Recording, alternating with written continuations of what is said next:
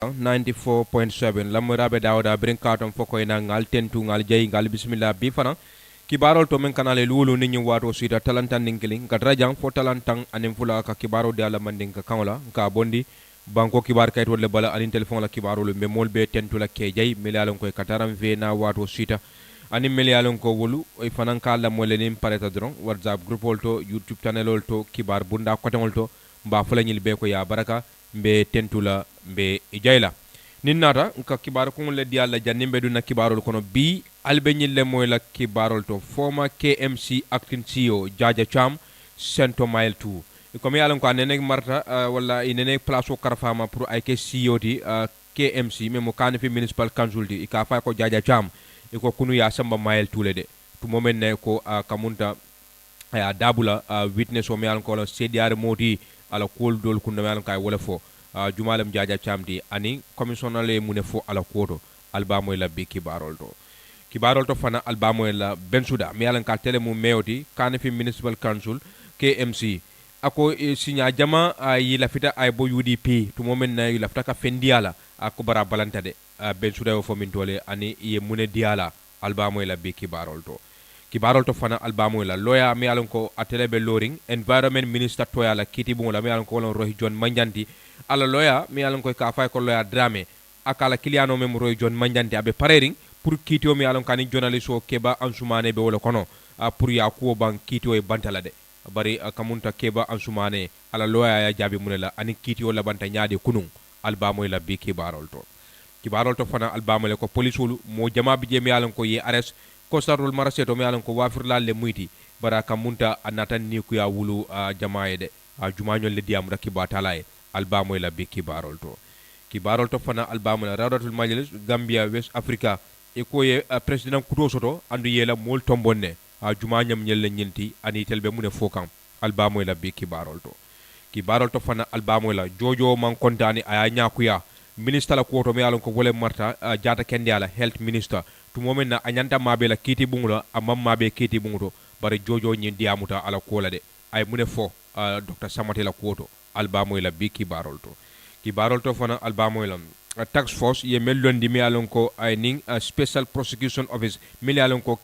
kiti bung wala kiti ndirudula mi alon ko ya kere pour ka mulu nyini mi alon ko wolle filita former president ya jammela mara lokoto e ko e bulodi ñolalde andu mul milan koy filta iba katala ke bondi budun tammin tole jumalem ñenti ani iba kala ñaadi albamo la bi kibarol to fana albamo la civil savanol mi alon ko wolle man sakundala dukulalti e ko 30% pay rise wala mu kam kemo keme sibla tansaba iba la faale la jokande mun tumalo ñimbe damutala ani ba kala ñaadi albamo la bi kibarol to fana albamo la president Adama Barrow e kabe murula nan banko kan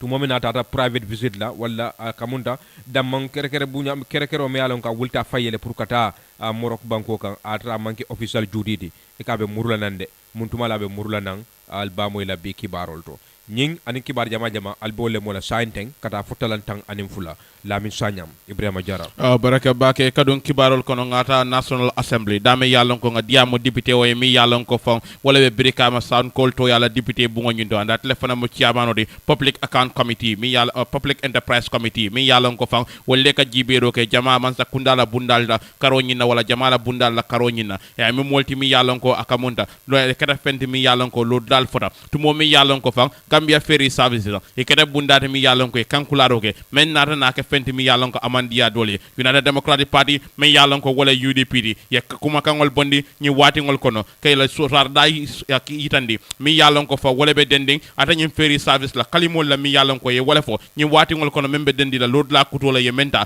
ka fo ko de mol be la nyanta ka ferry jo ata nyin dinkra nyindo natra nun ko amanke sojarolde kuma kangol mi yalon ko fa kabira bote bulo kono ade opposition party ba memo UDP e ko fatam fan solem tanko la doku la karola bari ñi ñama fam adul bije mi yalon ko ya yitandi ferry service de be ñi load la ta kanne ka bonan soutero la mi yalon ko wala boda pek bolo mi yalon ko wala mu ñim Public Enterprise Committee de me ya nya don ka ya wala honorable Lamin Jesane na yala telephone ta drum ngadu ndi kibaro kono e be live King FM radio 94.7 alright.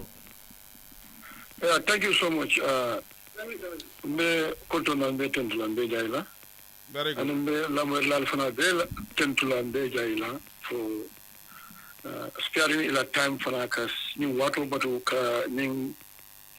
kibarul kul kachake la moy min be den banko la kola so be mo lal ning jibirla be daw lambe be tendu lambe jayla very good al-sama ibatar la ko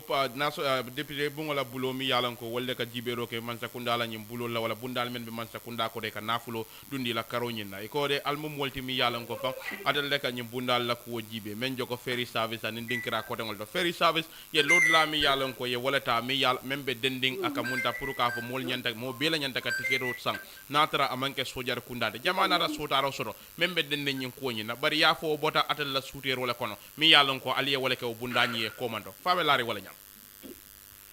hani amantra wonyama tonya la fanga min fo don kadu min benu je the National Assembly la committee min be magning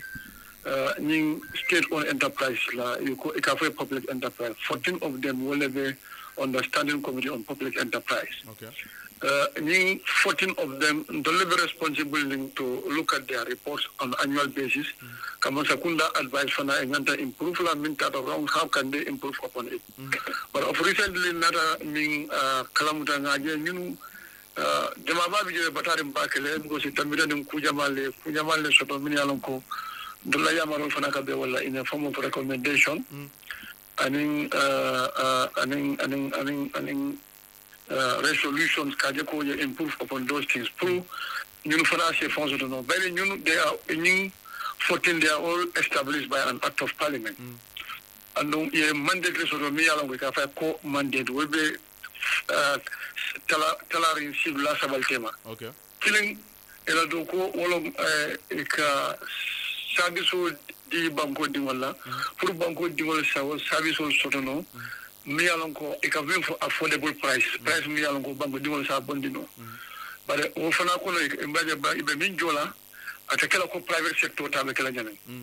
so bala ni o jo banko dingola sa cross no e ku jamal ke sa service sotono but on top of that fana bari e ka fende mute bulle ni la operational cost budget fana nyanta dividend jola le min kada mon sa kundala box ko no pour ay tara annual budget ko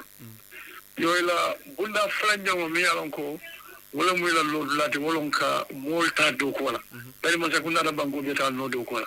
so ning 14 of them ne jibe be fana mo jamale ta mi alonko e be do kola we doku dokunta yanin tala banko kanya so e bayle doku ila ko kumata sabanja wolonko ila fonko ning e kamin fo ila service delivery ning fana wonyanda effective lale par nyajibe jama say most of them problem sort of wala because the constraint the problem jama le sort of along the line so ming na da ke science and policy min bota o policy man ke to la recommendation but diamol be kerni security mu be me alon ko in the country all the security denominations ni nyanta cross kela mi alon ko emergency lam it all needed for the GPA coming provide ka fele mission warrant your mission warrant or the cross and then after that monthly basis they will send a request to the institution or your job except the Gambia National Army you don't be honey cross on emergency issue because code will be jayale to la security calling they are strategic so it have follow Johnny emergency sort of so but mo jamal kam men nyinin ka wala mpa ferry service ila doku ila walantuma pour ka nafulo ken sunyo kan atambita walan ye même fo walan revenue leakages wala pour nafulo ka finti solala mi yalon ko amanya ka finti wala procurement malfeasance ka sandiro ke nyala mi yalon ko anin sidol manta e ko wallem felti mi yalon ko wol sembo warta natra nun ko ebe lot la kurotala mol nyanta kaaje ko falindiro ke taw karol nyinal as far as you know for akabirin aliyela report jibe sa 2020 sa wanyina kanatu ko sayna fo falindirol keta wo fanal ha science wala tin ni lu akutol be dala bar sani mimu diamote mbar ngani lu akombil dan bina woto wolon ko Gambia National Army fana actually la acting provisional bi jele min ka tandiko ni son warrant ninta nyante exempted from payment all the security casual except the army but the review and that particular provision has been deleted. Your body jail already. So imagine a bio body jail drum, Wofanaketa Kutimi Alonko, Sani the Gambia Ferry Fanat and the coming Blakutolo leakages all shatter, saying they must pay. So Baro Diamol Batigan, but Hansani will from going to maintain the national ferry service here, la position on maintain, go near mission warandila, they have to pay. So that discussion of they have sent in letters, communication are on between the two ministries and the national ferries, Katandila Co. The ferries are out to at least take care of leakage, many along operational costs in effect. So, at least one price ning and other price private sector bigger no. Well, they provide a price in me along government afford no. So, I know you can sort of the operational cost need take care. So, by science thing. Maybe I mean discover a phone call to a report. Niajibe, Iwatara la Conatra ferry service be start rolling Palinka. Ferry service la management for my member Willem. Akamunda it'll come mendundi la staff la hajo la welfare and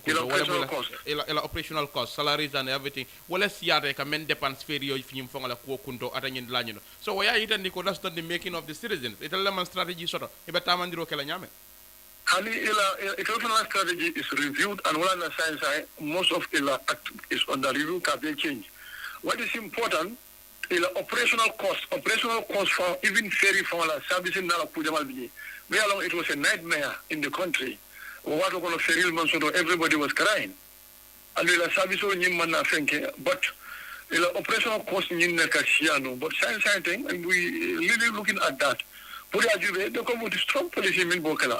what is the assurance? Sorry, what is the assurance? Konatra nunko yin start ro yin men na fena. Kon yin mol be ba jola ta yin lanito better service delivery be Scotland. What is the assurance?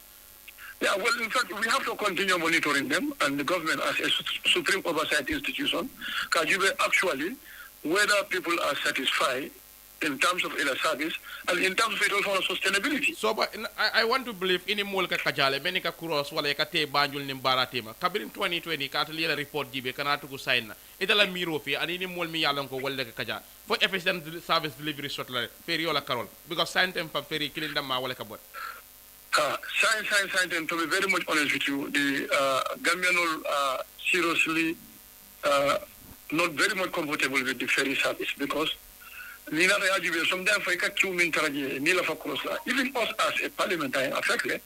Nyandakatan Tola, you look at it, the number of ferries maybe available here. So, still, you no problem with it. But already we had a discussion. Let's even go back. Ngata koma domandinga. It's the same ferry service. Me yalonko wale ya for Gambia dingole. Eko yenko mbal ta ferry o dala fala la. Kabo mwani lulu. Kata tansabani lulu. Purukan na hajol nyinto poto. What went wrong? The tansabani lulu nyin narana. Yet still you complaining about the operational cost. Well, engagement with them because new state-owned enterprise, but it can be importantly even that because it will become certain increment, without the authorities approval, especially Pura care regularly. Because these are specific service sector for the Gambia. At the Kalanoko private sector, so certain things begin. Well, they were lacking. To be honest with you, because there are a lot of issues for internal issues. Let me fall and that is why if you look at the ferries, there is a lot of changes. Changes mean in terms of the former MD was not there, another MD Lanata, and they are coming with new strategies. But we have to put all hands together. We also work with them. What is new about the ferry? It's just this somebody. Me Yalonko was there, in fact, managing a body bigger than the ferry. Me Yalonko ferry o back or what a mutan and quite camera ferry on. That's not new. But Yalon said the issue most of the ferries they are worn out, and there is this arrangement Puka ferry dol Sambana. Your government and the ferries, including GPN, because GP has a larger share of ferries. So they are all working Kajako Welena. But the issue is not we are putting pressure. We need to have a definite timeline provide so that we can have an effective and a functional service. Because if you look at the North Bank, it's an integral component of the country. And they contribute a lot to our economic development. Because some of the food items, vegetable growers, and farmers, they can transport it through this line. So this is really wicked. Sorry, Kakatambini tell a committee la. So you think this move, me yalanko wala ngin simpanyate, me yalanko ye walta, it's okay with you? That is, in fact is going to enhance service delivery. Awe kuwal sambala nyato. Simpanyanyadi. Wala mpuruka for mulbi ba jola la say except the army. No, the army in fact that is not conclusive. Because already army acts that component has been deleted. So right now the Ferries maintain their status because coming in if you give army that opportunity, other security denominations which are extremely important are going to pay. So that is kind of discriminatory going for Nyami. So since it's out of the act, they are maintaining that. But come on, member of Ferry service below I mogo for. Your member will accept the Gambia National Army. Not really press release in Yokara. Press release, but I'm in touch with the senior management. So why would they do that? Munati nebe wakela e kachabe kiring atanyen blanyo. That's a premature information. Kibaro mi alonko man tembe bake ko bondi jamaka. It's not even proper. No. I'm not Kibaro mi alonko. I think going to give that one because it's not even settled. So new statement on you make, I think it's not yet conclusive currently. As far as I know, communication with the correspondence between the army and the ferry with the land ministry to your restore. But which the ferries has not and the ministry have not yet decided. So which means as we stand, it's not binding on them for them to be exempted from pay. So if I think they're putting the horse before the cart because it has to be conclusive before they make that public announcement. Announcement on yung afindi da wato la wanya ka findi men then follow. Going by the program. No, I quite agree with you. The state-owned enterprises in this country, imu fennete mi yalanko na wek nyol be wolle kono ay mu bundal lete mi yalanko gamsel e ko imu bundal lete mi yalanko e mantara katakang atanyen blanyindo. In fact, it frada tunkungol to mi yalanko inim bunda ko tangol ben be faye bundal ni buka compete no. Sabadi da ko private sector jama be jetel da ka sembo soto bake man sekundala bundal fende ko dol be je mi yalanko wolle ke kale aning tamandiri nyaata nyinda. Bar pour katara boyring wala katara deto kono ñi ñañama amu fennete mi yalon ka colère tell us mu dem problème o de janin ke bula la no mu na ñim bundal colère la Kema, to be very much honest with you, I mulla statement they are frustrated and they will say okay, if you look at the state-owned enterprises, they were established by an act of parliament under structural adjustment policy. And where we can be well on call, but if you look at the history, they have record. For example, Gamtel. The current Jarra's building was built by Gamtel. Gamtel, before the liberalization, they were liquid enough. So all of them were doing extremely well. But along the line, there are a lot of issues that affect government from Kela service that Jamal Julo the government minimum job. And there are other PEs for Julo. It was serious. So all has to be revamped. With all this struggle, they still constitute 50% of the GDP. So which means we need to help them. And most of them are solely owned by the government. But how are we helping them? Is it that helping them can be you go and establish the SOE commission? It's about regulating. It's like committee you are regulating. SOE commission is there. You have a directorate at the ministry looking at the state-owned enterprises. I think there is too much. It's even making the situation more loaded. No. The issue will be Yala will have direction. The directorate of the state-owned enterprises are also looking at their liquidity positions. Because currently, most of them are undergoing performance contract signed with the government. So they are giving them a grace period which they need to be liquid enough. But no, we need a degree of investment because the problem along the line was just too much. We need to prioritize our development agenda because most of them, like for example, Gamtel, Navek Farm, you only water farm in the civil service. Because these are serious problems. And all of them are confronted with this type of problem. So Neo Sodosai already we are telling them we are going to have a performance contract. If you don't perform, because Kibaro Konolem, then that suggests how independent is this state-owned enterprise? Ila taram fambulo anila autonomy abenyadi because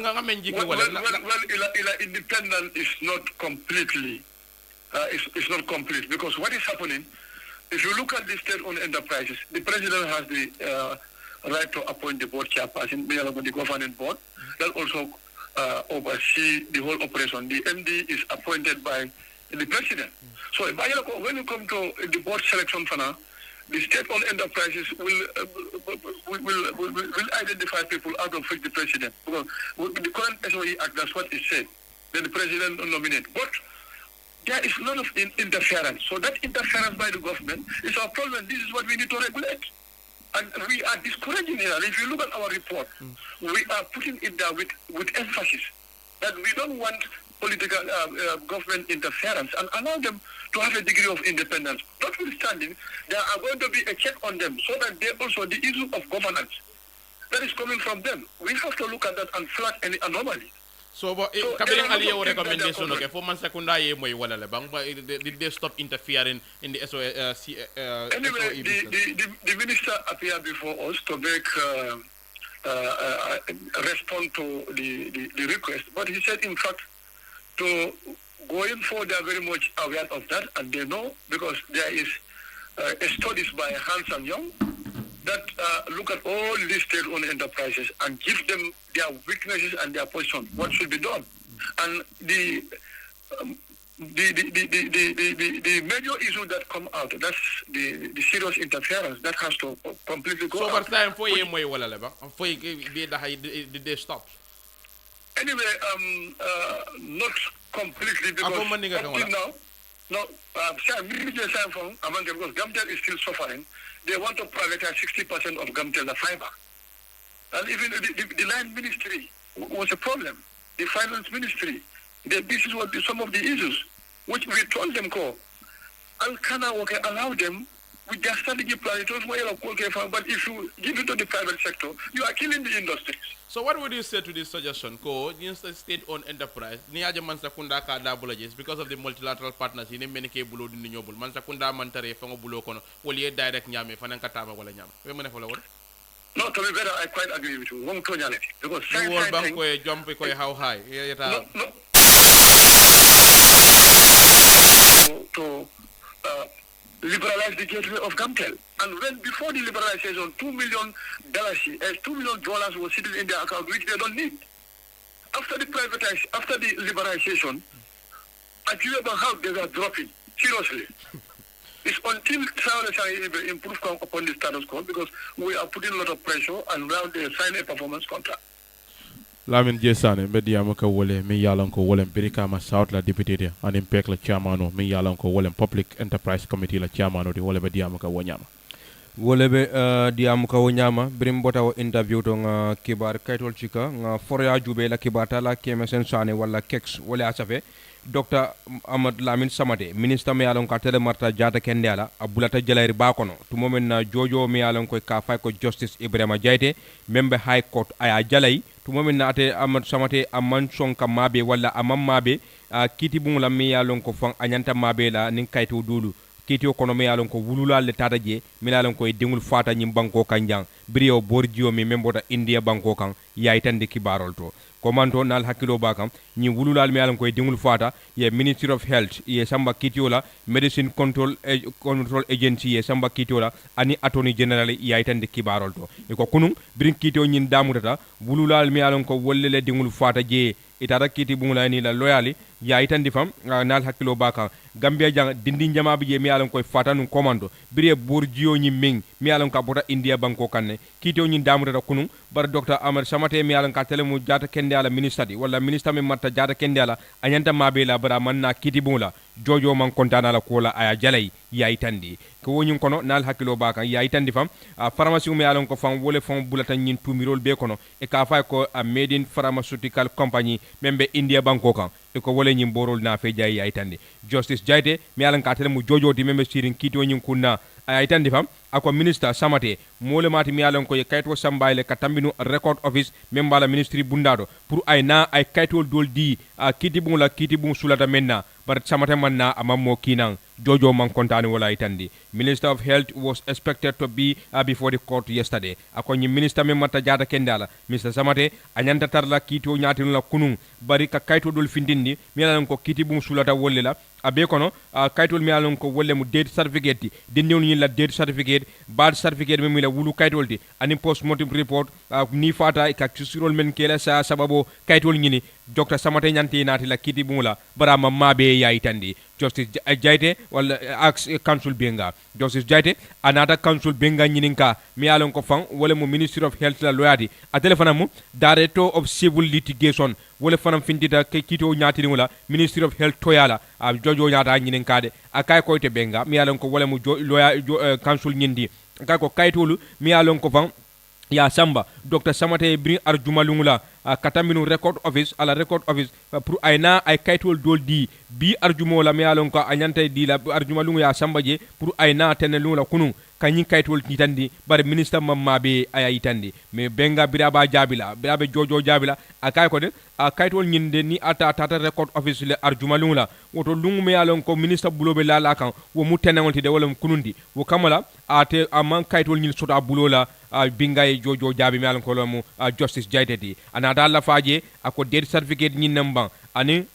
kayta kodonglu wolbe tar le tano le bulu sainteng aya itandi bar Justice Jaite man kontani birayo fode anata itandi ala ko akay ko council benga ite membe diamu kam Ministry of Health toyala akay ko kiti bu mu bunya talti annu kiti bu nyanta bunya lale jojo nyi ya nyakuya if he is served even he does not have the document akoni ata kiti bu sulatala ay sulatala kaytul men hanata mawl soda bulo kono bara nyanta nalale wala ay mo ki kayitandi ko de kayitol ñini al sulata menna mo kayitol soto par Dr. Samate manna Dr. Samate mam mo kinan fo mu horomol tibang Justice Jaitebe ñinin karola but he refused to come and answer the court summon. It is contempt of court amanson nala kane danko kiti bumula kumandola nyimu horomanta yaldi ka tilin kiti bumula de Justice Jaite je bambandi hansa Jaite be diamu kam akay ko ajube professor Sala afele kiti bumula bi afananse sino suwo kono aya fo fana man kaytol soto me otom tinala kiti bumula afane haji dole soto bara ma oke anate danko kiti bumula wo mu fenti me yalon ko fan wala mu horomoti inyanta tilina kiti bumula Dr. Samate ate manson nala amam mo kinan munati na manna ni atrat amman kaytol soto fata manyana nala aya fo man kaytol soto folo wallahi mo kinan atoyala ni ata mo beke o manke horomoti kiti bumula karola de Justice Jaitebe je senandika ako nil mi yalon ko ite sinola ila dulato mi yalon ko be nemo kono ibe kofi minna ibe horomanta yatilina kiti bumula o manke fenti mi yalon ko batala andu niya jube fan wo mu criminal yalti anglais ka me ko a criminal proceeding court yewo tinyale isalon ko fay loi tinyale memo section 1060 of the criminal code Justice Jaitebe je senandika they cannot just sit in their comfort zone and disobey the court order. Otherwise, this country will turn into a state of anarchy. Dr. Justice Jaite emphasized. Ako nyimu fendi mi alon ko ite sinole la nemolu kono ye hormanta yatilin kiti bumula ni o kontineta nyimbanko be kala marabanta yalti anda be kala duwan tambanko leti wondu fendi mi alon ko ate kala nyimbanko kanjang sa Dr. wala Justice Jaite ya itandi hansa Jaite be diamu kam ako council bengay ko de momi alon ko ite lebe lori atoni ite justice nyar wala atoni general nyaatilin wala Ministry of Health nyaatilin wala pour ka itandi la ko de nyimo fenti mi alon ko ni tata ise nyin kuma kan sitandi moma mi alon ko lom Dr. Samate di bari fan nte sonna kiti bumula ta unya moyo murundi koma hansa Jaite be diamu kan I am not going to sit here and waste my time. We are here in the name of the Republic. Jaite said fobang akay kon teta sonna ngan moyna wato jan teta sila jang kanna wato jani ndel bi jan nyimbanko le toyala Justice Jaite be kamvaring abe diamu kan he is no one from the Ministry of Health akwata manke modi wala amam mo kinan kabo Ministry of Health nate fon manano amam mo fanan kinan anata la faje ako nyindaji ko mi yalon ko minister ya katen horomanta yalemu ni ajube nyin ko ni o leb tutaje ni mo le fataje wo kamala ka hormante atili wo kola wo manke fenti mi alon ko kiti bu batala de e ko Justice Jaite bala kuma kan bambandika we cannot have obstacle when officers are sitting in their comfort zone drinking coffees and del tarno la jang nga tarde soto minister walla nyaton kolbe sila ila nemo kono ibela coffee minna nga fo kombe tulawle kono Justice Jaite ko de kala de Jaite hansa ba foka ako wati dolu minister fon amere malluwa fon londe bari niya jube hoka balan ka balan kana idan ko kiti bumula luwati nyalemu andun criminal yalemu mi yalon koy luwati nyale wo kamala se sambano kasola wolale fo minister ma wolombang Justice Jaitebeji Bambandika. He instructed Benga to tell the minister that the case will be coming on Thursday. Ako Benga eko ni eteme yalon ko telemu mansa kundala loyade ni tada ya fo minister eko nyinkito abe kala arjumal wa aramiso mi yalon ko lom somati andum fana kiti bunga sila ya batu andum menketa bi akana fula nyande naman nano ay mo kina membe tarla to yala jang Justice Jaite Kankularo di mola mi alon ko wolebe mansa kundato ala kidi bonla. We cannot offer what happened today to repeat itself. Menkeda bi nte sonna ay sayin kankotege andum fana ni atra abalanda kiti bungla kola isalon ko luati nyala itandi. Council fragi for the victim. Mi alon ko fam lawyer membe lorin wulula wala dindingul to yala mi alon ko wolle niyo tuda ila wulula be kiti bungla ila lawyer nyi fragi aya fofam ako nyimu fenti me alon ko fa council la do kolam de me alon ko wala ministry of health la loya nyinde akay ko la do kolam ni tata ya ye minister ya mare de ya tan de ko de ko memba kunna ni balanda kiti bungula kamla ni hormante ya telen kiti bungula ko membe o kunna ni tata ya fo docteur samate de council benga mi alon ko telebe lori ministry to yala je akay ko ako jojoy ko yekuma kamol men be fo jang ngamoyle nin tata mba fula minister wala nyama e wo kamala ina da kiti lo sawndi fo aram salum mi alon ko wala somati pour kiti nye continuer bari ko high court jojo justice Ebrima Jaide amang kontande ay dandalal kolandi a docteur Amar Samatela akay konte sonna moy hormanta ya telen kiti bungula harama diw len niyo tuta nyinto wo kamala nte sonna mul milalon ko wolle mu do kulati itara sirila nemo kono ibe kofi minna kiti bunge sulile tina bari ite manna imam mo kinan hani man kaytol soto mo walan ko kiti bunge sulata wolle la ise mo kinan walle fawoyna kaytandi kiti bunge la ko manyin kaytol soto bar na baliya wo mu hormanta yalti de jayte ya fo samate kamunda ko docteur Samate manna kiti bungoto force akamunda kabirin dindingol nying wol fata no banko kan jamale docteur Samate kumandi kaye daha kamante dahala mem bulata wono ma wala mansa kundala loya ay simfa nyata kabe mansa kundala bundal to bondi la kiti yo nying kono ka sembelu wadul la me yalon ko o manna bulano sa ye kumandi kiti bungo fananto imu molti mi yalon ko imanna atanyin lan jamabe je ni mansa kunda sa ente ne dindingol nyine sa fo em fele mbe labo lo kan pour ka borol test janni beduna but G is part of the healing process ni momenti wala commitment mansa kundala bu karola sako ministry of health kaje ko be sobe yaren ibo wakilde nande a cooperating katambi ni ko wala natra nun ko menkera inimi satala e ke barol la nyanta ka woyitande wato be la kaje dia in the forefront. Very well. Nia Jube Jojo a strong statement already, which is expected from him. Bari atele moti membe sharing kiti wonyum kunna anda atele be kiti la mo fula tema me alon ko wolle la ko fu daraje ko Dr. Samate hanni atrafan amang kaytol soto anyanta nalale na manna ay mo kinan ay misalota akay ko professeur Salla fela na da kiti mola me alon ko fa fananse sino ay fo man kaytol soto kiti bum sulata menna o kamalan tidala ko bari wo natale ko barna balia wo mu horomanta yaldi annum fanan niya jube hadama dum len nyewtuta je jojo ya itandi hanbi katenden kibaro la civil servants to get 30% pay rise maya safe walante bora bojanti ya basafe ka watu menna iko standard newspaper ye kibaro senun soto ko mansa kundade ibe ferol parendi kanne pour kaje mansa kundala dokulal isida karifa jola fa kemo keme sidla tansaba me yallon ko be tarla 2025 memu jari sangola dépense nyin kono ya itandi iko wonyama fan ibe jikirin ko minister mi yallon ko wole ka jiberoke na flola karola arjuma lungo abe kala multi mi yallon ko be nyin kangola la député nyaat lingola ya itandi me yallon ko sutiyata ko wala bake wala ya standard ye ko den jibe ibatal la nyi mu fennede mi yalon ko abe jikirin ko de askeno fan ala wan sul fana mu fennede me yalon ko be la fala molye men yalon ko la makamo man kotota bake jamala do ko bundato ya yitande ba foka wato mena e ko de nyi me nyi kibaro di standard la atema seniyandi fo men yalon ko wollem personality fo wol fana mu molti mi yalon ko dabe bulala nyi la faro nyi kono la ya yitande e ko natra nun ko nyi ne kada kulungol lon tankangode minister men ka jibero ke banko la fanko ani nafulo la karola ari jumalungo e ka mu molti mi yalon ko nay nyi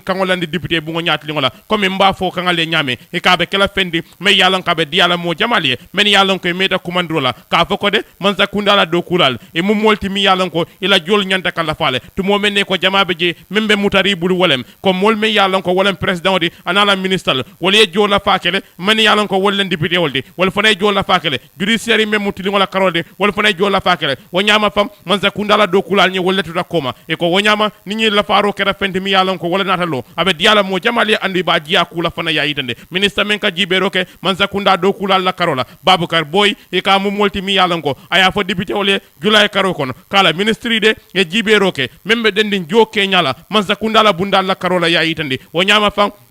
jori nya kuto yawo fero lelandi dame yalon ko yalandi cabinet nyaatli wala president on ala ministre ka si dame ka banko la ko kacha bari wonyama fa membe dendin dépense nyin kenyala anim fana man sa kunda e sorondiro mi yalon ko ye wala ke dépense kenyala banko nyin kanja amu fenne de mi yalon ko e koy batu ya ko sembendi folo fo janni man sa kunda bulobe nyikinna na fulo la karola ya itande wonyama fe ko niajibe e batalla ko de so jola fa labango me yalon ko wala ke de banko kan e ko keranu 2022 sangol la tumo men na man sakunda ye dépense mi yalon ko ye wala yirika ka landi ko wala be dépense ta indana na murundi ka 50 jibi atanyen dlanyindo waya sabu fa kemo sid la tansaba la faro mi yalon ko ye wala ke atanyen dlanyindo jamaay men fo wala men yalon ko wala la jo siada abe wala la jo la fa bola bake men yalon ko wala be duma wal mum fen mo leti mi yalon ko la faro nyinte falindir bake la wala balu nyala karola bari ko kemo sid la tansaba la faro men keda president lemba minister lemba director bari ko wol jo men wala siada bake ni tan sabala wal yenu komanto awlem fendi mi yalon ka bo wala jole la fala bake katambi mol la karola men yalon ko wala la jomam fensi ya itande e ko wanyama a parliamentary soza mo men sutiyada député bungola o fana ya fo standard yele akoy ko de manza kunda de akamunda ila hamenna folo momenti walem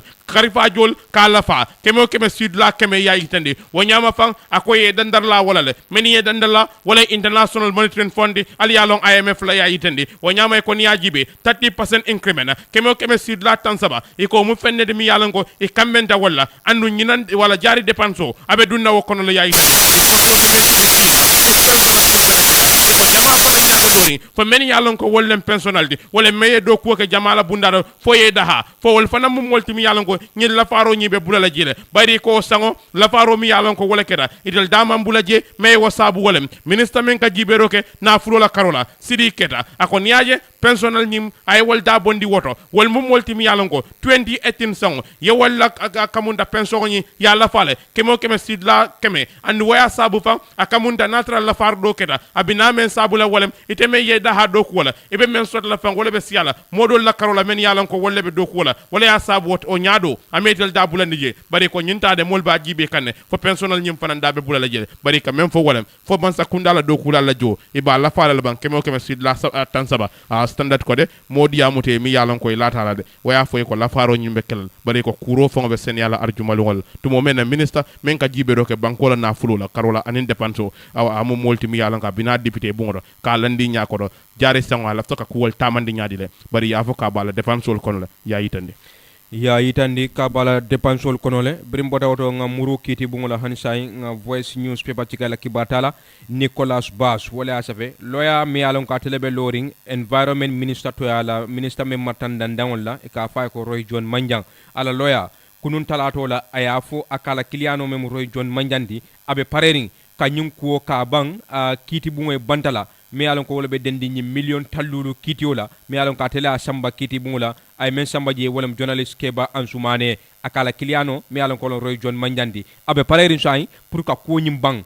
kiti bungoy bantala ay awitande kiti bungola the matter was on Tuesday mentioned e ko koñing kunun talata lengula afrata banjun high court mi alon ko fam inata kito nyillo sawndi pour ida mongle ta kito e bantala ya ko badi ya fo wala ya banje a trafan amam futa kiti bungola itandi the case was brought before Justice Sonia e ko kito ni ya na fe Justice Sonia nyati lengula dame yalon ko atenata kito lo sawndi fo December karotil tang anim fula kasila wala kasilo bula nyin karafulo be ya jube febe ko nyimbanna kiti bungoy bantala bang aya yitandi minister me matandan la Roy John Manjang e ko sayndem fam atebe Azerbaijan to moment na COP29 abe mabe kan wolela barala loya me alon ko la modu dramati wo mabe ta atoya la kiti bungla dame alon ko fam a sonda loya nyi yitandi ko tonya ay defense loyal me alon ko wala mu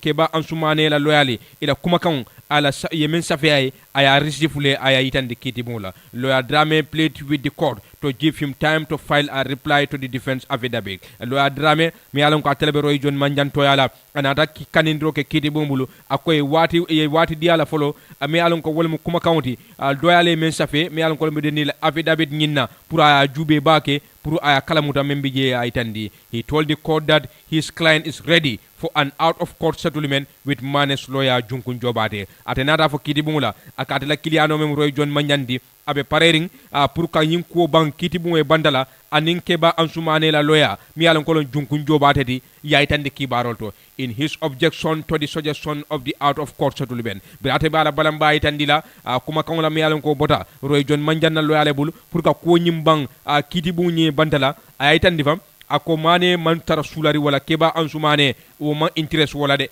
pour kito nye ban kitu bu moy bantala ako keba ansumane man intara interest ni wala de loya jobate ayitandi ako bari ni ajube environment minister katambinu ala loya la atebe min kanin kan pour ay ke jannin kito nyimbe banna kiti bu moy bantala wo kamala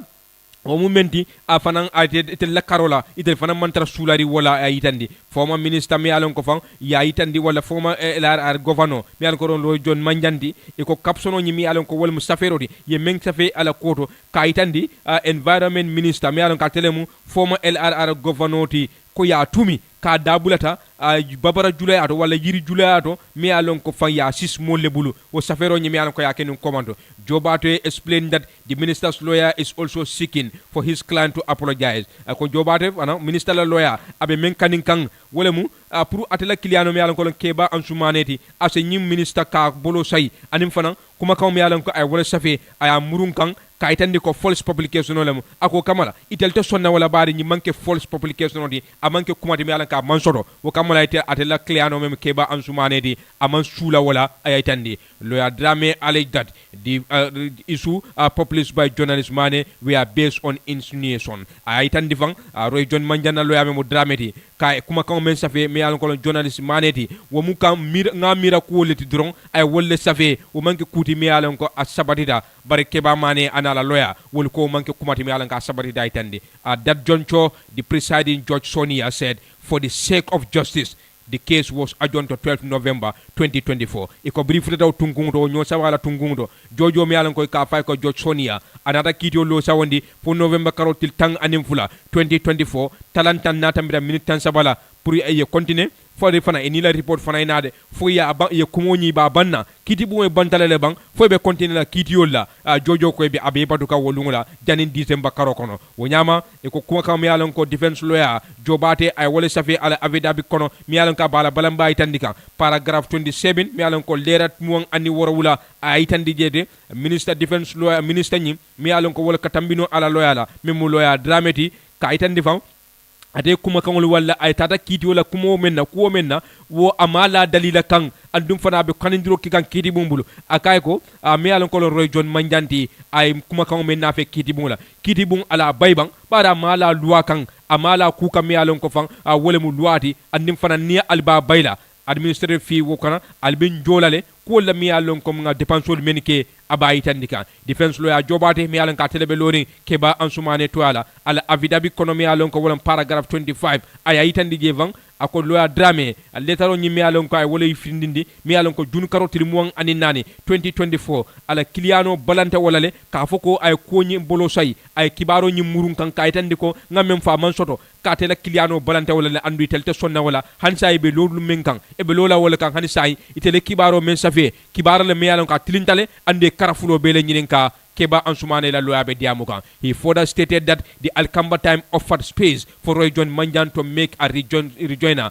but she refused. Akoni ajube Alcamba times dani be kibaro nyimbondila ye karabula Roy John Manjan fana yele de afana yalo laitandi ay diamu Roy John Manjan manson diamula idel fana yela kibaro janjang inyanta janjan na nyame wo kamale tele mal luatinya han sai junkun Jobate be diamukan mi alan ka telebo keba ansumane to ala kiti bungula. Defense lawyer also stated that his client used allegedly in the story. Akoni ajube atela lawyer wala atela kiliano memu keba ansumane ti brabe o kibaro safela angelel ka me ko allegedly ko ya tumi ay wole safe jede kuma kanto de ako angele kangole mu de ako ne story nyi jube mi alon ko fan ibe wole si wole etel besi kiti bungula minister balanta pour ka confirm wala ka balang wala ka sabatindi minister balanta ka diamu wo kamala ate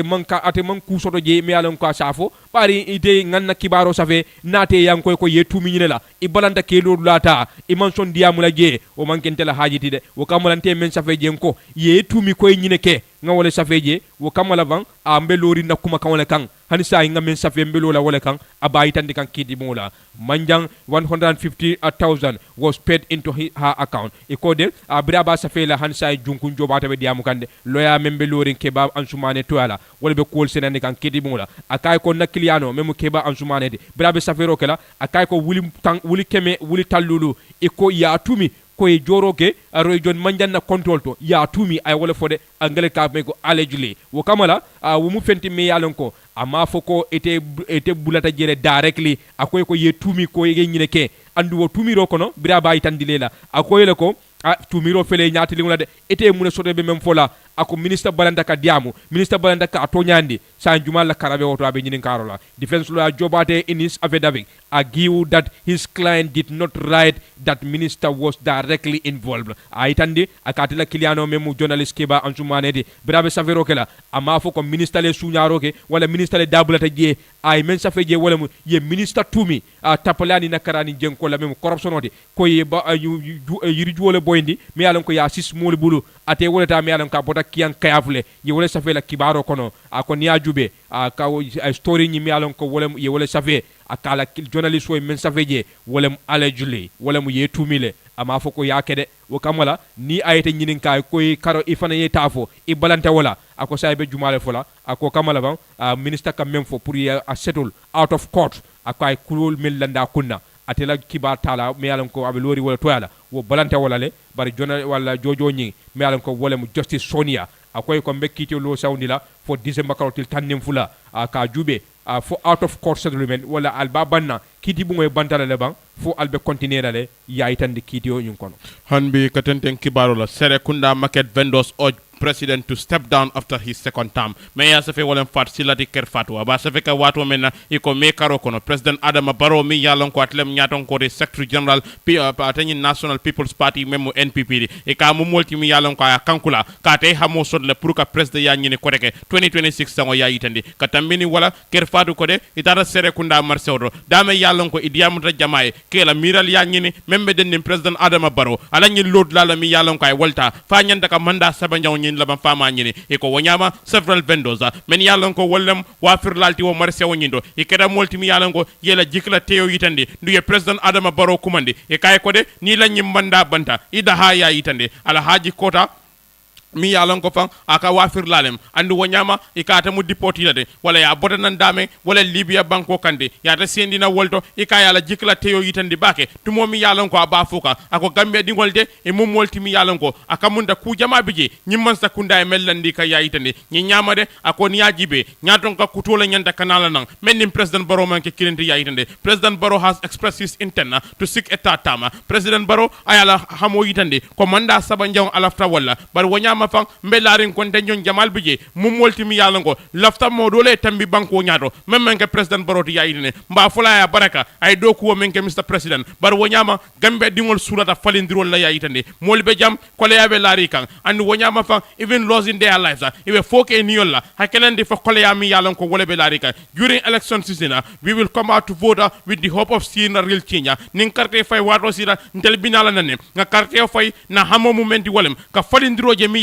ko lafta ka wala je yaayitande yat leader seems to focus bari wonyama fang ni ngay tombonge ke place ro ila fanzung hajol nyaton kol ke nyalo wala ka molla hajo e buko ke hajiti e buke fasa fana yaayitande I feel like President Barrow has no mercy for us wato dobe je aka kemfele ko President Adama Barrow amam bala fasoron teliye yaayitande bari ni yajibe yende deport nanne 2018 sango andu wonyama fang neither the president nor the government has done anything to support me manza kundalemba ma president olemba mote economy yalon ko yekuke pour kante fasa aitandi I don't want to speak much about the government malefika diamu makbake nyim man sakunda la kuola bayrinte mo moltimi yalon ko mbatati la kuola la yaitandi o nyama fang I feel a sense of fear every time I hear Barrow this name wato bela ndekatu silango la kono ninga Barrow to moy dro nkijole kam fara aitandi it's time for him to step down wato sita praiji atangin lanyindo ay modo bulade way tentem banko nyina yaitandi pa jabi kasama me yalan ka ta fana mu wafirolde akamunda akoita ay ñing kuma kangol mi yalon kay wolle fo afanay wolle senkande ay president Barrow kumandi akay manda saba nyaw kana kede ya yitande we voted for Barrow to improve our life nga carte o fay Barrow e men kama wolem pour kan na bal wo yurwandi ya yitande bar wonyama fan akamunde batalla nga men soto je wolem koleyati ya yitande even if he believe he can lead again hani Barrow be laari nga fanna ka mu molti mi yalon ko as tambino banko nyaatole anyande ka lod la jibelde ay ke moti mi yalon kay ji sura da mo kutolla pour ay tambi banko nyaato jabi ya nyimma sumare ate fana mu multimi yalango wa firlale made void disappointment in Barrow's on-field promise ayala jikla toyo yitandi membe denni la hidola president Barrow menta me yalanka kama timmandi to momena ko banko kanja kole yale be lari mbol ka yitandi my wish is for him to give us someone else a chance na ha mo momenti wala modo way tambi banko nyaato menni Barrow manke kilindi we supported Barrow in 2021 nga Barrow fasa 2021 bar wonyama ay la hidol mi yalanko ay woldeta ama woltimmandi ya yitandi life only become more difficult balu wokol yata billa kakatambi kununa ya yitande andu wonyama luaso dabe jawyari domoro dabe kolyari banko yinga karango nyim fang bu fenede me yalla nga kolyatan telbulu fonda di ningol bukada karamoro sumare ya yitande if this the direction he plan to continue we won't give him our votes again natara nginen silodi Barrow menta a kamunda de nantelten na carte odila la kote ke ya yitande bari ko wafirdal men be bir serekunda marchedo e ko Barrow de kana manda saban jonke idaha to momi yalla ko de kilingo yafo ako nay Barrow to moy dron akijola ka fara akate yeda kona president Barrow to moy akijola ka fara to momen nam kiba talabe diamla moliye nga continue kibaro la hani sain be voice newspaper wala be mulela kiba tala binta joyte wala jave national assembly member me alon ka tele be foni jarol ke ba to mandin sane adiamuta ako Gambia tankatale ya jammela watola ka tambi sayndi mi alon ko wala president Adama Barrow la marloti ako niya jube Gambia be tankarin dum bake bri ya jamme be maralola nyim banko kanja foni jarol la dibite ba foka hansabe diamu kam ako former president ya jamme woy ferol be landile mi alon ko Gambia be tarla tankarin wato be la Gambia diul be tankarin ini la soto fengulu ibe tarla tankarin nyim banko kan ako ya jamme o ferol landile mi alon ko santem mantra o sifa kono tumandi ya yitandi iko birabi diamu kan nyiki batale nyinin karo anin jabiro men dunte tema honorable Sane yitandi ako jammede mole mati miya lon ko fang ay ngani ba soto andu ay hammo soto nyim banko e pour ka banko londi a sila tilindum kan ako wolati na ya jamme jawo siyata de tumandi ya yitandi jamme was trying to direct the country to the right path ako jamme ba katagang ka banko londi a sila tilindum kan silo miya lon ko wole tilinta wolati na ya jamme a jawo siyata bake bara abe lorin tonyale kan jarol ko la dibite ba fuka jamme sa government officials who violated the law and even send them to prison and some of these murderers ako jamme watola mulmi alon ko man sakunda do kulaldi mele luatinya jamme ke samba kasola mele alon ko kamulu fa ya jamme ke soro nyimbanko kanjanne tumandi ya abambandi hansaba afokan ako chayni ajube violence crime wala mutajiriya anin kullanna tambikulu ay kamunta ya jammela watola wol man siyani nyimbanko kan ako bar saya tambital landola but we are now experiencing a lot of attack both day and night ako saybe nyapila molukan tilibula suta ibe nyapila molukan silulu kan ako de jammela time ala nyaton kaya kono wol man soto nyimbanko kanjang ako bar say nyine fongo yatina fa ya jammela maralo ni jammel barola maralo mankeno kilindi fema sabu fotanko man sabate ni nyimbanko kaytandi people say jamme is a dictator but among those people no one will stand to say I witnessed jamme killing mol kafo ya jamme man sa jawoleti bari mote lola ya itandi kafo ko nte nya ya jele ya jamme be momutala ba fala ako momuto fala nyimbanko kande fo ni jaro la député ba fo kan birabe diamu kan firi fengol la da kolala anin domoro nyimbanko kan honorable Sane diamuta andala ni ko itandi ako nyajube price control man soto nyim banko kan wa firdal be volontaire la e fengun diate nyame ba wa fika wala nyama ay tandi if you happen to visit shop within the same area ako ni tara bidikol mel yalan ko wolbe ma fan kiline ni datara e be do tarla menna ba wa fika nyinna itata bidika doto e ba tara ba wa fika dodo a tara fengun yin be mu da kilin fengun yin be mu fen kilin wala de bari dali man kilin wa ay tandi fan marado man soto firi fengun la karola price control man soto nyim banko kan jarol la dibite be diamu kan according to him it is the responsibility of the central government to find the variable for the frequent price hike akuma sakunda bañing wala ila dunolemu pour ka fero landi mi alon ko fan nyimbata me men kono ten firi feon la nyin daselo e be londi kilala nyame andu nyanda fere nyini nalale fero mi alon ko le tariata bankunul be batari ngay tandi as we speak price of food commodities such as rice, onion and sugar akom be nyindia momenate feŋol mi yalan ko domori feŋol lam melbe ko malo jabolu sukurolu tulolu anin feŋ ko teŋol doli be lafa kan nyim banko kan jaro la dibiti bafuga ala ni ko yitandi ako nyimu sula ku balati bari fana ala jahalo yitandi ako hanin nyew mi yalan ko fan ndel fango la bakona ka bo wolto wala jawyata feŋol be de nyim banko kanjang fuarol bu ko fango sanno tumandi yitandi Gambians continue to express their frustration over the price hike Gambianol be continue kan kela jikila tew yitandi anila nikuya firi feŋol la daselo la banko kan soko domori feŋolu bari ya yitandi fan e commence kunda mu fenti mi yalan ko fan ijanta simfata la pour ka nyin dan yitandi Honorable Sane said the vessel are fishing in the river Gambia a yitandi ako kulul mi yalan ko wolle be na bakono fe ande mo buka wol control me nyamen diate ka bu demo ke wol nyama akamunta nyewo nye sa muta a beta a warta mo wara isa muta ibab nan babeti nyala yitandi our river is not secure and this is a sad to say na ba man tar tankaring andu nyin ni ku ya warta pour ka nyim fo ay tandi han say jarol la nyin député aba foka ay president Adama Barrow commandi anara man sakunda ko domori feŋol la karola yi nyanta simfata la woto bari fenne me yalon ko fan niya jube han Senegal la president men nata say Jomai Fay ay simfata andu firi feŋol dal me ko domori feŋolu aya tala bake wa tinna fan balu ni balunya Senegal abe fisari bake bara ya fofan ako ni ata balu sonata mul katar kayro konole bari balu be kolari wo manke kayrati de ay tandi kiba talala hanbe katenden kibarola government confirms next year salary increment will exclude ministers me ya safe wolem buba gaji ko de ker fatu minister men ka jibero ke kibari janjangola karola Dr. Ismaila Cissé e ka mu molti mi yalon ko aya kankula ko mansa kunda be tamala ferola mi yalon ko wolebe dendin jola fala karola ka mansa kunda la dokula la kila karifa jola fa mem dabe mutala January karo kono bara wonyama van akoni la faro minister mu moldeti mi yalon ko wolda man traje ya irande be kibaro fole ko mansa kunda de ye fero soto mi yalon ke bina tamandila wolen ka karifa jola fa jari sango mi yalon ka dabe mutala ya itande nyimu fenneti mi yalon ka be kankula la atamela hani domandi ya itande and wonyama fa allahi do nyimu menti wolema nyimu fenneti me yalon ko police wol abita wala abe wolle mala sojari kundalam a security service men be tankola karola karandir lalem no sollem wolle multi mi yalon ko fang akamunda men na karifa joman sia me wolle la jola fala ta nyin dinkra nyin to yayina minister salaries are not touched in this time minister la karifa jo o mu fenneti mi yalon ka malla fa it is those grade 11 grade 1 to grade 11 men yalon ko wolle ka karifa josoro kabo grade 1 kata grade 11 kamundo mu manza kundala jola kenya be lari nyono ma nyame ako wolle multi me yalon ko wolle be la jonyim be la fala bari minister wol mu multi mi yalon ko man trokon anyone from grade 1 to PS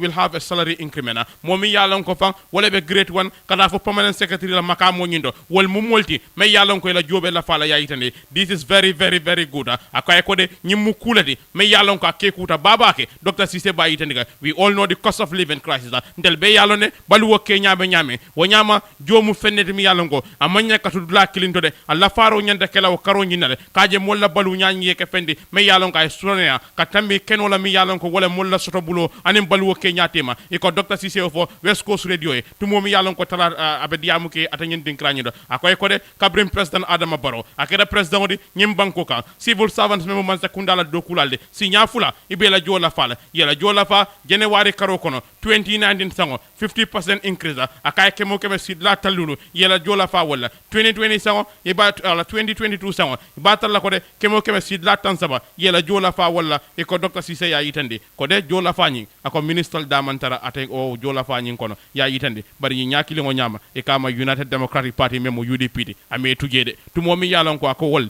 ye press release mi yalon ko ye wala bondi membe dending ferry service la karola ako mu kibar lati mi yalon ko filindir kibarolem Dr. Cissé fana yakku mo muronde UDP kam to mo mi yalon ko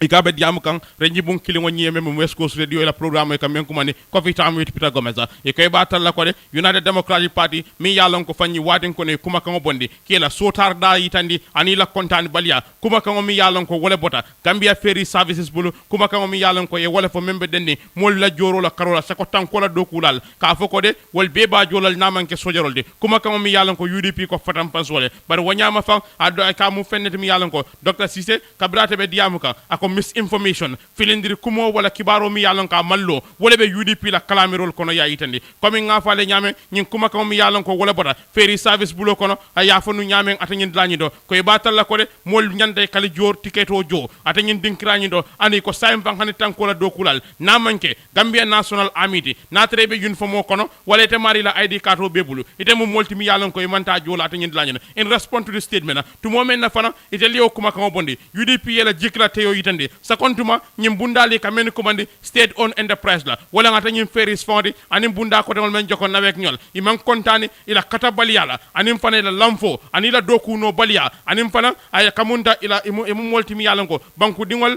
service mi yalan ko nyanda ka wala dila akamunta e mantara ka dila ko mi nyanda ka ke nyame Dr. Cisse e kata fana mede ay UDP jabile ako I have seen a UDP counter statement nga UDP la kuma kangoje e be bundiro ke kan a ferry service la nyin kalma kuma kangol la they really need clarification kuma kangol beje mi yalon ko nyanda ka senyande we believe that some of that information is misinformation nga menje ila kuma kangol to wolem ye kumo dol foje wal mu fenne mi yalon ko mu filendir kumo le ya yidande ni hakilo baka public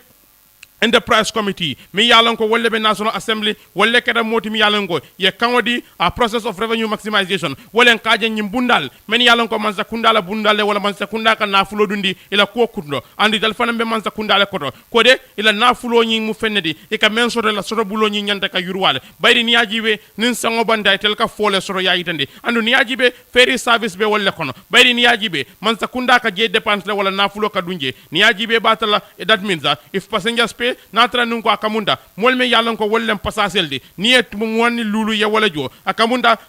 kemo keme sidla mu wonni lulu tawra wala ni lulu ni o ka bo man sakunda la karola ya yitande this is very expensive to run a ferry te nyimu fenedi me yalon ka kolyada pour ka ferry yo tamandi bari ada kolyada le explaining the directive to moment na te ba sadakan ako kuwol keda nyame Dr. Cisse knows that the Gambia ferry service act to increase revenue by requiring security personnel ako de niajibe ibatal la ko de yemen soto e hamo soro wala pour ka la soto bulo ka yurwande atanyin lañdo aside from army ha pour ka je naboda sojarol la ko molbe ya jo atanyin lañdo ka tambini consistent with PEC's recommendation ka tambini sutero la mi yalon ko wala bota atanyin bunda bulo mi yalon ko wala public enterprise committee di yayitande he emphasized claim of discriminatory among security force as unfounded ko de UDP member ko lañin simpa nyamu fatam fansoli ako mukumalti mi yalon ka mallode Dr. Cisse bayitandika there is a long standing practice for the security service to be exempted akamunda kumeri ngolem pour ka ja tankola dokulal ye ke molti mi yalan ko wato do beje nyin kuwal men mu joroti man sakunda la bundal to etel dabu katraje but the army by law is not supposed to pay ni a sojarol jibe luwala karola wol mu molti me yalan ko manya kajo ya yitande in exercise of this mandate ako katambi ni wakawonyina Gambia ferry service ye wala tamande ka va sojarol manya kajo ya yitande UDP statement is saying this discriminatory UDP la nyin kuma ko mu fatam panzi kumolti ako wala ko mu fenel mi yalan ko fotam pansolem tankola dokula la damal tema ako Dr. Cisse ko mu manke kuma kende de yayitande fotam pansi mantara Gambia tankola dokula tema an wonyama momo mi yalan ko wolbe ferry service fana mantara ko tama the UDP statement also raised concern that economic force should be required to pay ferry service ako UDP la kuma kango fananto ye même fo wala economic mi yalan ko wala min sojar lun tangol de men be banko kanja wala fan nyanta ka jode bayri wol damantara Gambia sojarol kono yayitande Dr. Cisse e ka ba foka wato mena ako economic wol mu sojar lun tangol lade mel nada kayro sabati ndi banko jin kanja is generally exempted ako mu molti mi yalan ko e manya ka jorike bayri ni yajibe banku nim banku silobe lare nyoy nyame wala sindija yayitande the statement UDP also said that UDP ko de economic nyanta ka jole I think anybody who understand the mandate of peace ngalon ko mom me faham rosoro kayra sabati ndola ko ka tama nyame e kalon ko de diplomatic protocol silol mi yalon ko wolle be laring banku nim banku tema badi yala karola wolle katara lari wo karonyina wol mum molti mi yalon ko e buka namu jo andu wonyama jori kol atanyin dinkra nyinto o damantere la kol kono Dr. Cisse ya yitande barako UDP la kumo manke kuma kendede même Dr. Cisse de ako ferry service wolbe tama kam mena dron wolem recommendation consistent mi yalon ko wolem suti roti mi yalon ko fan anim membe lari nyoka wolen kuma wala be tamaka kangolla kata tambini sutiyero la woni membe laari nyoka membora pek bulu mi yalan ko wolem public enterprise committee a bota wala bulo kon ako wala ya sabu fang aka monte be tamaka wala bari pa tanyi pek la ciamano ako tel mo recommendation si fakede ka fo ko ali fe ye mem fo wolem ye sula ko wala yitandi bundani na ko ka tama nyamen kabiri mbota ka diama ya mamme ye sula ko wala yitandi bundani na ko ko tamaka nyame ibe na fulo kensu no la jo nyaka nyande el lol be dame pour yeke multi mi yalan ko ye suki atanyen la nyndo bara ko sutiyeri mambo tel bul specifically ka yitande ko de akamunda nyimu fennete mi yalan ko ala tamandi ba ka foye ko mulbe nyanta ka jole namanke sojarol nyinde ako mu fennete mi yalan ko mambo boyte bara ka be boring ko nyi kala mala kabirin amam mi mbota ka diyama Ebrima me mbota kumandila ate wala fo an say ndembe kiwarol bandanga continue voice news wala kiwatala ke mo kanyi wala safe national organizing secretary mi alon ka telebe UDP atele fana mu meyoti kane fi municipal council ka fay ko Talib Ahmed Bensouda aya fo kibar bunda do to de ako ay nafa jamal de soto mi alon ko ya diala pour ay bo UDP mi alon ko United Democratic Party di ako barate ma interest won nafa ko wala mi alon ko ya diala bari parti wote lata men na banko kanya wo mu UDP leti de Bensouda ay tandi birabe jabiro ke kan tumir wala mi alon ko ye wolle fa kan ay tandi fan e ko alafta kallafanu ruling party le kam mu National People's Party di Bensouda yo kuma kan bay ako wol mu tumiro leti mi alon ka man soto atene man la fi kala NPP kan Bensouda itandi. If I wanted to join the National People's Party, I would have not. It would not have been today. Ako ni atara nde lafta lala nu NPP leka o tekela nu biti de bari niya jube commission of kele jamal lekeda commission of inquiry kele jamal lekeda PIU official aning fana kujam kele jamal lekeda bari ntebe bambandi ndame wala United Democratic Party ntebe wolle koma andu lata wolle la Bensouda itandi. This shows my belief in UDP. Mayor Bensouda told member caring on Saturday. Eko waya itandi fang wala ta ko waya itandi na lafo anina lanno ngamen soto NPP wala UDP wo mo wolati de ekaya fo kibar bunda do de ka me ko member caring ni sibiti tambila ya itandi hansa Bensouda ba fo kan a itandi ako natranu ate leftanu minister ya place wala alafta kala mobati National People's Party ako ton no keta juna andu na lafta ay continue fana meyo yala as continue wala fana andum fana as ke moti meyalon ko abe kala mobati NPP abe na lafta minister place wala asa soto bari fana natra lafta no ay ku million kono as ku wol fana kono natra lafta no bolanu UDP Bensouda itandi. I do not lack offers from the other side. If I wanted to become minister, I would have had it. Ante mambala wala mam ngal fengol soto nafa kulu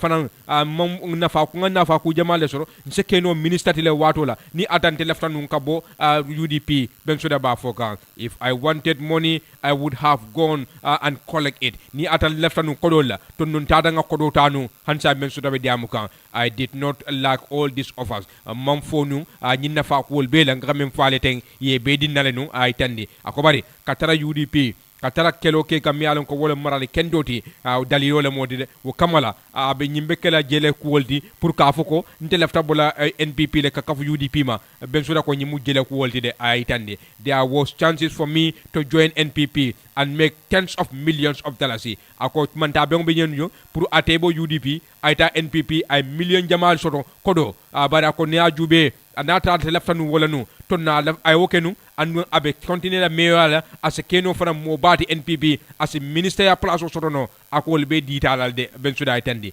Addressing another allegation of having intention to establish a political party brabe tumiro dul fana jabila mi alon koy kate Bensouda alafta fan sum political party lola ayo fana jabile de ako nyi manke fendi mi alon ko as sabadida abari ni ajube i meta nyim fulate la ko wolde iba ngunu kan ako ni ada tonya ate lafta fan sum political party lola to no manke biti de abari nyum kuma kan be man soto e man sabati tumiro lendran Bensouda baitandika. This rumor has been going on since my first time in office. Ako nyi ngunu nyi meta folalde bring na first time official kono bringa meyo ya gagné bari tonya ni ata tonya nte lefta fansum political party lola nte ba lola nte mo banko dingolti andu mbo fola moyle nte buka mo nene andu nakuma kan nkata nkabamba kambagel bari yir banke tonyati nte political party on te lata men na banko kanya mila lan ko fam e bila famara kendo londila wo mo UDP ledi andu nte mo UDP nkoledi Bensouda baitandika. He advised UDP supporters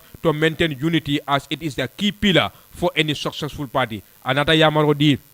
UDP ngolla akoy ko alinga bampu nyoko made nga ke kilindi wo dammale ka patio samba patio mi yalon ko abe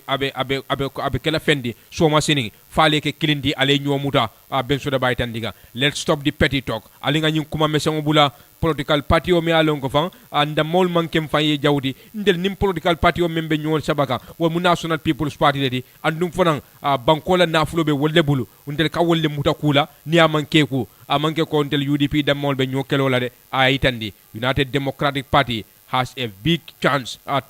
to rescue the Gambia. Ako UDP akamunda duku babe bulu pour Gambia kanandi ibe men kono ten ay UDP ko dandala.